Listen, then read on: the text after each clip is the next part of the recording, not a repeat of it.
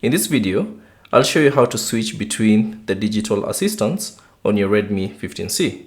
So it comes with two of them. You can use either Gemini or the Google Assistant.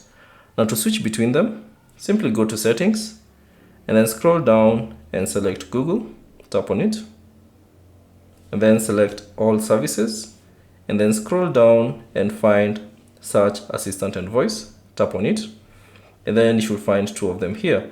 Now select the one that is currently active on your device. So if it's Google Assistant, tap on it. If it's Gemini, tap on it. So for me it's Google Assistant, so I'll tap on it and then scroll down and find this option, Digital Assistants from Google. Tap on it, and then from here you should see two options. So if you want to use Gemini, select it and then tap on switch, and that will switch to Gemini. Or if you want to use Google Assistant, tap on Google Assistant and you'll see switch to Google Assistant, tap on switch, and that should switch your digital assistants on your Redmi 15C. Thanks for watching, and I'll see you on the next one.